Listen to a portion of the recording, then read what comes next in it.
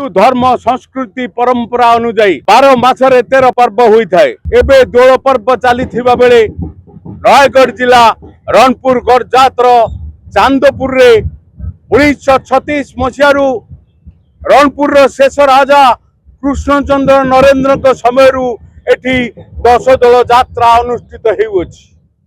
माँ रामचंडी अधिष्ठात्री देवी थानापति हिसाब रे थिला बेले ईशानेश्वर मंत्री हिसाब रे एवं 21 दल एठी संवेत हुंती। एहा ओडिशार एक नियारा परंपरा। आसंतु आमे देखिबा एई चांदपुर 10 दलर चलित वर्ष जो भली भाव रे लोक नृत्य जे कि पारंपरिक नृत्य सह डीजे शब्द एवं आतशबाजी रे ए चांदपुर कंपी उठुची। हमर चांदपुर 10 दल यात्रा भाईचारा संपर्क गणपर्व अब 10 दल मेलन महोत्सव।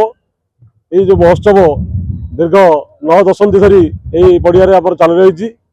1936 मसीह ए पर्यंत पुरुषानुक्रमे जुगोपयोगी सर्वसुंदर भाव ये अनुष्ठान चालू रही।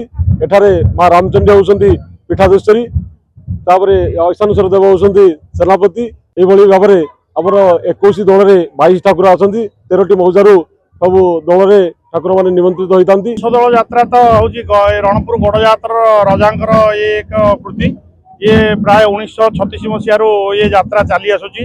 एथरे आखपाख अंचल माँ राम अधिष्ठात्री देवी माँ रामचंडी होती यात्रार अधिष्ठात्री देवी।